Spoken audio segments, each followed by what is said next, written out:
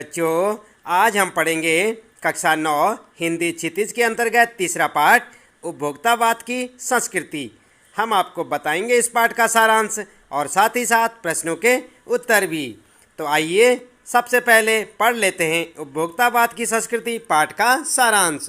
उपभोक्तावाद की संस्कृति पाठ या लेख श्री श्यामाचरण दुबे जी के द्वारा लिखित है। इसके लेखक कौन है? श्यामाचरण दुबे। श्री दुबे जी ने इस लेख के माध्यम से उपभोक्तावाद के विभिन्न पहलुओं पर बल दिया है। लेखक का मानना है कि लोग विज्ञापन की चमक दमक के कारण वस्तुओं के पीछे भाग रहे हैं और वस्तुओं की गुणवत्ता को अनदेखा कर रहे हैं। लेखक के अनुसार धीरे धीरे सब कुछ बदल रहा है। एक नई प्रकार की जीवन शैली अपना पांव पसार रही है। फलस्वरूप उपभोक्तावाद का दर्शन अस्तित्व में आ रहा है। उत्पादन की अधिकता पर जोर दिया जा रहा है। वर्तमान समय में उपभोग भोग ही सुख बन गया है। लेखक अपनी इस बात पर बल देते हुए कहते हैं कि उत्पाद लोगों का नहीं बल्कि लोग उत्पादों को समर्पित होते जा रहे हैं।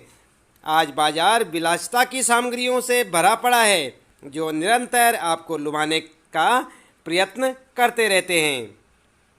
लेखक उदाहरण देते हुए कहते हैं कि दैनिक जीवन में उपयोग होने वाली कोई वस्तु को ही ले लीजिए। जैसे विभिन्न प्रकार के टूथपेस्ट बाजार में उपलब्ध हैं। कोई दांतों को मोतियों जैसा चमकदार बना देता है तो कोई मुंह की दुर्गंध हटाने में कारगर है। कोई टूथपेस्ट मसूड़ों को मजबूती प्रदान करने के लिए बना है तो कोई बबूल और नीम के गुणों से भरा हुआ है। अब पेस्ट के अनुसार ब्रश भी होना चाहिए।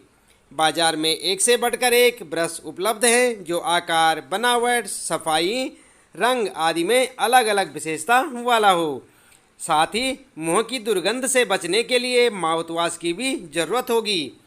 सूची और भी बड़ी लंबी होने की संभावना है। लेखक अपनी बात जारी रखते हुए कहते हैं कि सौंदर्य प्रसाधनों की भीड़ तो और भी ज़्यादा लोगों को चमत्कृत कर रही है। सौंदर्य प्रसाधन क्षेत्र में तो हर महीने नए उत्पाद जुड़ जाते हैं। उदाहरण के रूप में साबुन को ही ले लीजिए। कोई बहुत सुगंधित है तो किसी में कम सुगंध है। कोई साबुन तरोताज़ा रखता है, कोई पसीना रोकता है, कोई जर्म से सुरक्षा देने का वादा करता है। कोई साबुन का उद्देश्य शरीर को पवित्र रखना होता है तो फिर कोई साबुन खुद को शुद्ध गंगा जल से निर्मित बताने में जरा भी देर नहीं करता।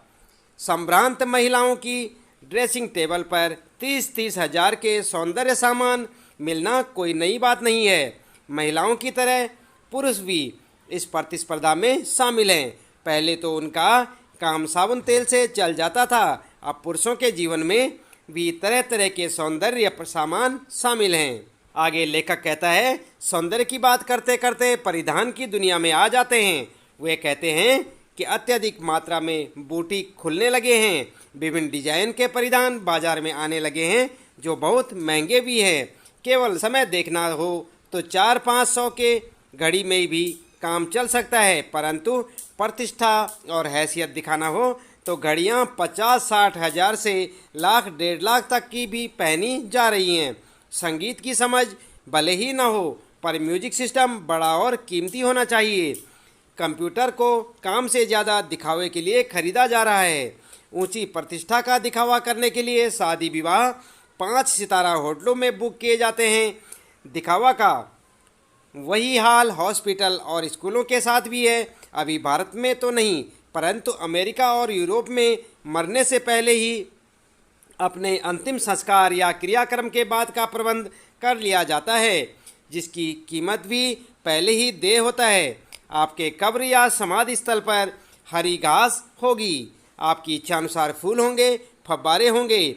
आप चाहें तो मंद ध्वनि में निरंतर संगीत आदि की व्यवस्था भी करा सकते हैं। भविष्य में ऐसा भारत में भी संभव हो सकता है। उसके बाद लेखक कहता है, इस प्रश्न को लेकर आगे बढ़ते हैं कि उपभोक्तावाद की संस्कृति का विकास भारत में क्यों हो रहा है। जवाब में लेखक कहते हैं कि भारतीय परंपराओं का अवमूल्यन हुआ है। हमारी आस्थाएं दिन प्रतिदिन कमज़ोर हुई हैं। सत्य तो यह है कि हम पाश्चात्य संस्कृति की दास्ता स्वीकार कर लिए हैं। हम आधुनिकता की झूठी चकाचौंध में खो गए हैं तथा समस्त भ्रामक विज्ञापन हमारी मानसिकता को अपने बस में कर लिए हैं। अतः लेखक उक्त संस्कृति के फैलाव का परिणाम सोचकर बहुत चिंतित है। आगे वो कहते हैं कि हमारे सीमित संसाधनों का दुरुपयोग हो रहा है। भला आलू चिप्स, पिज़्ज़ा और बर्गर खाकर स्वस्थ कैसे रहा जा सकता है? ज्यों ज्यों दिखावे की संस्कृति फैलेगी, सामाजिक अशांति में भी बढ़ोतरी होगी। लेखक के अनुसार गांधी जी ने कभी कहा था कि हम स्वस्थ सांस्कृतिक प्रभावों के लिए अपने दरवाजे खिड़की खुले रखें, पर अपनी बुनियाद पर कायम रहें। निसंदेह उपभोक्तावाद की संस्कृति भविष्य में एक बहुत बड़ी चुनौती के रूप में सामने आ सकती है। तो बच्चों, ये था यहाँ पर इस पाठ का सारांश। आइए अब हम आपको बताते हैं इस पाठ से संबंधित प्रश्नों के उत्तर। आप देख रहे हैं यहाँ पर अभ्यास प्रश्न उत्तर। सबसे पहला प्रश्न आपके लिए, आप ध्यान दें, लेखक के अनुसार जीवन में सुख से क्या अभिप्राय है?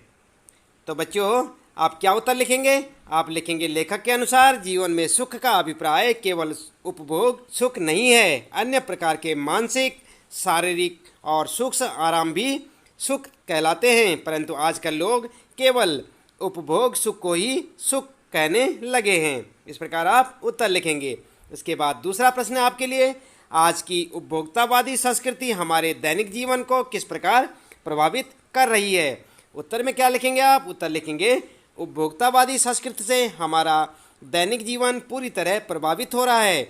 आज व्यक्ति उपभोग को ही सुख समझने लगा है। इस कारण लोग अधिकाधिक वस्तुओं का उपभोग कर लेना चाहते हैं।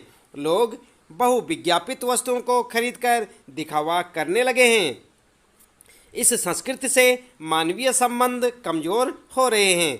अमीर गरीब के बीच दूरी बढ़ने से समाज में अशांति और आक्रोश बढ़ रहा है। इस प्रकार आप उत्तर लिखें। तीसरा प्रश्न है बच्चों आपके लिए, लेखक ने उपभोक्ता संस्कृति को हमारे समाज के लिए चुनौती क्यों कहा है? उत्तर में लिखेंगे आप गांधी जी।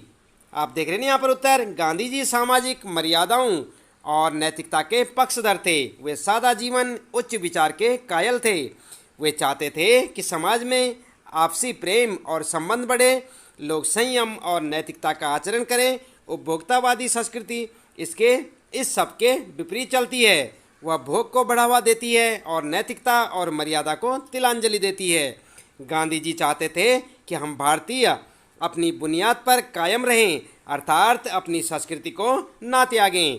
परंतु आज उपभोक्तावादी संस्कृति के नाम पर हम अपनी सांस्कृतिक पहचान को भी मिटाते जा रहे हैं। इसलिए उन्होंने उपभोक्तावादी संस्कृति को हमारे समाज के लिए चुनौती कहा है। इसके बाद आइए देख लेते हैं चौथा प्रश्न और उसका उत्तर। तो यहाँ पर आप देखें ना बच्चों, ये है चौथा प्रश्न। आशय स्पष्ट कीजिए। पहला है यहाँ पर और दूसरा इस प्रकार से यहाँ पर प्रश्न है। पहला है कै वाला, आप ध्यान दें। कै प्रश्न है, जाने अनजाने आज के माहौल में आपका चरित्र भी बदल रहा है। आप उत्पाद को समर्पित होते जा रहे हैं। तो इस लाइन का आपने आशय लिखना है। दूसरा है, प्रतिष्ठा के अनेक रूप होते हैं, चाहे वे हास्यास्पद ही क्यों न हो। तो उत्तर कैसे लिखेंगे आप? इन दोनों का आप उत्तर लिखेंगे। सबसे पहले का आशय लिखेंगे आप, उपभोक्तावादी संस्कृति अधिकाधिक उपभोग को बढ़ावा देती है। लोग उपभोग को ही सुख मानकर भौतिक साधनों का उपयोग करने लगते हैं। इससे वे वस्तु की गुणवत्ता पर ध्यान दिए बिना उत्पाद के गुलाम बनकर रह जाते हैं, जिसका असर उनके चरित्र पर भी पड़ता है। इसके बाद ख का उत्तर आप क्या लिखेंगे? ख का आशय लिखेंगे आप, लोग समाज में प्रतिष्ठा दिखाने के लिए तरह तरह के तौर तरीके अपनाते हैं। उनमें कुछ अनुकरणीय होते हैं तो कुछ उपहास का कारण बन जाते हैं। पश्चिम देशों में लोग अपने अंतिम संस्कार, अंतिम विश्राम हेतु अधिक से अधिक मूल्य देकर सुंदर जगह सुनिश्चित करने लगे हैं। उनका ऐसा करना नितांत हास्यास्पद है, यानी कि हंसने योग्य है। इसके बाद बच्चों आप ध्यान दें, आगे आपके लिए प्रश्न है आपके पाठ में रचना और अभिव्यक्ति से संबंधित। पांचवा प्रश्न है आपका, कोई वस्तु हमारे लिए उपयोगी हो या ना हो, लेकिन टीवी पर विज्ञापन देखकर हम उसे खरीदने के लिए अवश्य लालायित होते हैं, आखिर क्यों? उत्तर लिखेंगे आप, टीवी पर आने वाले विज्ञापन बहुत प्रभावशाली होते हैं। वे हमारी आँखों और कानों को विभिन्न दृश्यों और ध्वनियों के सहारे प्रभावित करते हैं। वे हमारे मन में वस्तुओं के प्रति भ्रामक आकर्षण जगा देते हैं। बच्चे तो उनके बिना रह नहीं पाते। जैसे आप देखते हैं ना, खाए जाओ, क्या करें, कंट्रोल ही नहीं होता। जैसे आकर्षण हमारी लार टपका देते हैं, इसलिए अनुपयोगी वस्तुएं भी हमें लालायित कर लेती हैं। इस प्रकार आप उत्तर लिखेंगे। इसके बाद बच्चों छठा प्रश्न है आपके लिए। आपके अनुसार वस्तुओं को खरीदने का आधार वस्तु की गुणवत्ता होनी चाहिए या उसका विज्ञापन? तर्क देकर स्पष्ट करें। तो आप उत्तर क्या लिखेंगे? आप लिखेंगे हमारे अनुसार वस्तुओं को खरीदने का आधार उसकी गुणवत्ता होनी चाहिए, न कि विज्ञापन। इस संबंध में कबीर की उक्ति पूर्णतया सटीक बैठती है कि मोल करो तलवार का, पड़ी रहन दो म्यान। विज्ञापन हमें वस्तुओं की विविधता, मूल्य, उपलब्धता आदि का ज्ञान तो कराते हैं, परंतु उनकी गुणवत्ता का ज्ञान हमें अपनी बुद्धि विवेक से ही करके ही आवश्यकता अनुसार वस्तुएं खरीदनी चाहिए। इसके बाद अगला प्रश्न है बच्चों, सातवां प्रश्न है। पाठ के आधार पर आज के उपभोक्तावादी युग में पनप रही दिखावे की संस्कृति पर विचार कीजिए। उत्तर लिखेंगे आप। आज दिखावे की संस्कृति पनप रही है, यह बात बिल्कुल सत्य है। इसलिए लोग उन्हीं चीज़ों को अपना रहे हैं जो दुनिया की नज़रों में अच्छी हैं। सारे सौंदर्य प्रसाधन मनुष्यों को सुंदर दिखाने के ही प्रयास करते हैं। पहले यह दिखावा औरतों में होता था, आजकल पुरुष भी इस दौड़ में आगे बढ़ चले हैं। नए नए परिधान और फैशनेबल वस्त्र दिखावे की संस्कृति को ही बढ़ावा दे रहे हैं। इस प्रकार आप उत्तर लिखेंगे। साथ साथ आप लिखेंगे आज लोग समय देखने के लिए घड़ी नहीं खरीदते, बल्कि अपनी हैसियत दिखाने के लिए हजारों क्या लाखों रुपए की घड़ी पहनते हैं। आज हर चीज़ 5 सितारा संस्कृति की हो गई है। खाने के लिए 5 सितारा होटल, इलाज के लिए 5 सितारा अस्पताल, पढ़ाई के लिए 5 सितारा सुविधाओं वाले विद्यालय, सब जगह दिखावे का ही साम्राज्य है। यहाँ तक कि लोग मरने के बाद अपनी कब्र के लिए लाखों रुपए खर्च करने लगे हैं ताकि वे दुनिया में अपनी हैसियत के लिए पहचाने जा सकें। यह दिखावा संस्कृति मनुष्य को मनुष्य से दूर कर रही है। लोगों के सामाजिक संबंध घटने लगे हैं, मन में अशांति जन्म ले रही है, आक्रोश बढ़ रहा है, तनाव बढ़ रहा है, हम लक्ष्य से भटक रहे हैं, यह अशुभ है, इसे रोका जाना चाहिए। इस प्रकार आप इस प्रश्न का उत्तर लिखेंगे। इसके बाद बच्चों आठवां प्रश्न है। आज की उपभोक्ता संस्कृति हमारे रीति रिवाजों और त्योहारों को किस प्रकार प्रभावित कर रही है? अपने अनुभव के आधार पर एक अनुच्छेद लिखिए। उत्तर में क्या लिखेंगे आप बच्चों? आप उत्तर लिखेंगे आज की उपभोक्ता संस्कृति के प्रभाव से हमारे रीति रिवाज और त्यौहार अछूते नहीं रहे। हमारे रीति रिवाज और त्यौहार सामाजिक समरसता बढ़ाने वाले, वर्ग भेद मिटाने वाले, सभी को उल्लासित एवं आनंदित करने वाले हुआ करते थे, परंतु उपभोक्तावादी संस्कृति के प्रभाव से इनमें बदलाव आ गया है। इससे त्यौहार अपने मूल उद्देश्य से भटक गए हैं। आज रक्षाबंधन के पावन अवसर पर बहन भाई द्वारा दिए गए उपहार का मूल्य आंकलित करती है। दीपावली के त्यौहार पर मिट्टी के दिए प्रकाश फैलाने के अलावा समानता दर्शाते थे, परंतु बिजली की लड़ियों और मिट्टी के दियों ने अमीर गरीब का अंतर स्पष्ट कर दिया है। यही हाल अन्य त्योहारों का भी है। इसके बाद बच्चों अगला प्रश्न यहाँ पर आपके लिए 9वां प्रश्न है। धीरे धीरे सब कुछ बदल रहा है। इस वाक्य में बदल रहा है क्रिया है, यह क्रिया कैसे हो रही है? धीरे धीरे। कैसे हो रही है बच्चों? धीरे धीरे। अतः यहाँ धीरे धीरे क्रिया विशेषण है। जो शब्द क्रिया की विशेषता बताते हैं उन्हें क्या कहते हैं? क्रिया विशेषण कहते हैं। जहाँ वाक्य में हमें पता चलता है कि क्रिया कैसी, कितनी और कहाँ हो रही है, वहाँ वह शब्द क्रिया विशेषण कहलाता है। जैसे यहाँ पर देखें आप कै में ऊपर दिए गए उदाहरणों को ध्यान में रखते हुए क्रिया विशेषण से युक्त लगभग 5 वाक्य पाठ में से छांटकर लिखिए।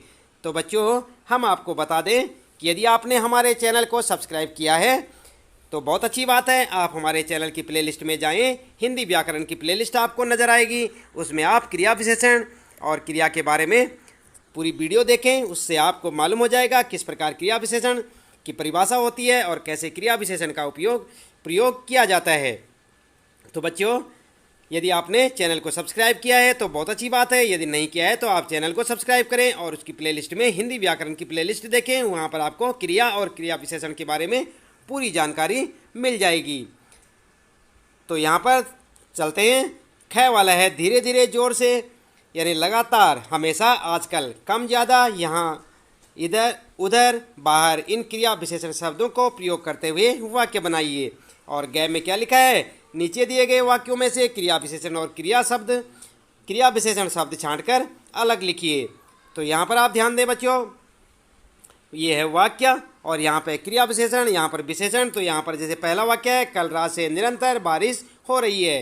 पेड़ पर लगे पके आम देखकर बच्चों के मुंह में पानी आ गया। और तीसरा है, रसोई घर से आती पुलाव की हल्की खुशबू ने मुझे जोरों की भूख लगाई। उतना ही खाओ जितनी भूख है, विलासिता की वस्तुओं से आजकल बाजार भरा पड़ा है। और यहाँ पर आपने क्रिया विशेषण और यहाँ पर विशेषण लिखना है। तो उत्तर में क्या लिखेंगे बच्चों आप, आइए उत्तर देख लेते हैं। यहाँ पर क्या होगा, धीरे धीरे सब कुछ बदल रहा है। तो यहाँ पर क्रिया विशेषण क्या है, धीरे धीरे। ये रीतिवाचक क्रिया विशेषण कहते हैं इसे, सब कुछ परिमाणवाचक क्रिया विशेषण। और इसी प्रकार से दूसरा है, आपको लुभाने की जी तोड़ कोशिश में निरंतर लगी रहती है। तो यहाँ पर निरंतर जो है रीतिवाचक क्रिया विशेषण है। और सामंती संस्कृति के तत्व भारत में भी पहले भी रहे हैं। तो यहाँ पर जो है पहले जो शब्द है यहाँ पर, ये क्या है, कालवाचक क्रिया विशेषण। और अमेरिका में आज जो हो रहा है वह कल भारत में भी हो सकता है या आ सकता है। तो यहाँ पर जो आज जो है ये क्या है, आज और कल दो है, यहाँ पर कालवाचक क्रिया विशेषण आप इन्हें कह सकते हैं। इसके बाद पांचवा है, हमारे सामाजिक सरोकारों में कमी आ रही है। तो ये क्या है, यहाँ पर परिमाणवाचक विशेषण। तो बच्चों ख वाला देखते हैं यहाँ पर, जैसे यहाँ पर देख रहे हैं ना आप, ख का उत्तर है ये धीरे धीरे। भ्रष्टाचार की बीमारी धीरे धीरे पूरे भारत में फैल चुकी है। और जोर से के लिए वाक्य कैसे बनेगा, अचानक यहाँ जोर से विस्फोट हुआ। लगातार कल से बारिश हो रही है। इसी प्रकार हमेशा का प्रयोग कैसे होगा, चोरी और बेईमानी हमेशा नहीं चलती। आजकल विज्ञापनों का प्रचलन और भी जोर पकड़ता जा रहा है। इसी प्रकार कम के लिए यहाँ पर आप लिख सकते हैं, कम पे, भारत में अनपढ़ों की संख्या कम होती जा रही है। ज़्यादा, उत्तर प्रदेश में अपराधों की संख्या पंजाब से ज़्यादा है। इसी प्रकार आगे लिखेंगे आप यहाँ। तो यहाँ पर कल तुम यहाँ आकर बैठना, उधर के लिए मैंने जानबूझकर उधर नहीं देखा, और बाहर के लिए तुम चुपचाप बाहर चले जाओ। तो इस प्रकार से आप ख प्रश्न का उत्तर लिख सकते हैं, आप ध्यान रखें। इसके बाद बच्चों आगे यहाँ पर देखते हैं ग प्रश्न का उत्तर। निरंतर, यहाँ पर जो है निरंतर क्या है, रीतिवाचक क्रिया विशेषण। पके क्या है, विशेषण। हल्की विशेषण, कल रात या कल रात। काल वाचक विशेषण क्रिया विशेषण, जोरों की रीतिवाचक क्रिया विशेषण। इसी प्रकार उतना जितनी परिमाणवाचक क्रिया विशेषण, मुँह में स्थानवाचक क्रिया विशेषण, आजकल कालवाचक क्रिया विशेषण, बाजार स्थानवाचक क्रिया विशेषण। इसके बाद बच्चों हम आपको बता दें कि क्रिया विशेषण से संबंधित पाठ पढ़ने के लिए आप वीडियो की प्लेलिस्ट भी देख सकते हैं, और चाहे तो आप इस वीडियो की डिस्क्रिप्शन बॉक्स में जाएं, वहां पर आपको डायरेक्ट लिंक मिलेगा। आप जो है क्रिया विशेषण के बारे में वहां से पढ़ सकते हैं। इसलिए आप वीडियो के नीचे जो आइकन मिलेगा आपको डिस्क्रिप्शन बॉक्स का, उसमें आप ज़रूर जाएँ और वहाँ पर जाकर क्रिया विशेषण वाला लिंक ओपन करें और उसमें पूरी जानकारी आप ले सकते हैं। इसके बाद अगला प्रश्न है आपके लिए, पाठ्येतर सक्रिया। 10वां प्रश्न है, दूरदर्शन पर दिखाए जाने वाले विज्ञापनों का बच्चों पर बढ़ता प्रभाव विषय पर अध्यापक और विद्यार्थी के बीच हुए वार्तालाप को संवाद शैली में लिखिए। तो यहाँ पर किस प्रकार लिख सकते हैं आप, आइए उत्तर देखते हैं। इस पाठ के माध्यम से आपने उपभोक्तावाद संस्कृति के बारे में विस्तार से जानकारी प्राप्त की। अब आप अपने अध्यापक की सहायता से सामंती संस्कृति के बारे में जानकारी प्राप्त करें और नीचे दिए गए विषय के पक्ष और विपक्ष में कक्षा में अपने विचार व्यक्त करें। क्या उपभोक्तावादी संस्कृति सामंती संस्कृति का ही विकसित रूप है?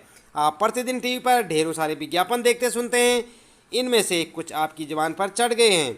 आप अपनी पसंद की किन्हीं दो वस्तुओं पर विज्ञापन तैयार कीजिए। तो इसका मतलब यहाँ पर क्या है बच्चों, यहाँ पर आपको इस प्रश्न का उत्तर स्वयं से लिखना है। यानी कि आप ध्यान दें, यहाँ पर हमने बताया कि आपको क्या क्या करना है, ये उत्तर नहीं है। इसका उत्तर आप स्वयं लिखेंगे, क्योंकि आप टीवी रोज देखते हैं और वहाँ पर जो है कई चीज़ों के विज्ञापन आते रहते हैं, तो आप उसके बारे में उत्तर में लिख सकते हैं।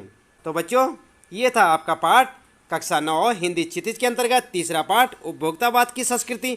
हमने आपको बताया इस पाठ का सारांश और साथ ही साथ इस पाठ से संबंधित प्रश्नों के उत्तर। उम्मीद है कि आपको यह पाठ इस पाठ का सारांश और प्रश्न उत्तर अच्छे से समझ आए होंगे। इसी प्रकार लगातार जुड़े रहिए हमारे साथ और देखते रहिए कक्षा 9 हिंदी क्षितिज के अंतर्गत सभी पाठों को। उस पाठ से संबंधित प्रश्नों के उत्तर और सारांश जानने के लिए आप चैनल को सब्सक्राइब कर दें। वीडियो को लाइक शेयर करना ना भूलें। आज के लिए इतना काफ़ी है। आपका दिन शुभ हो।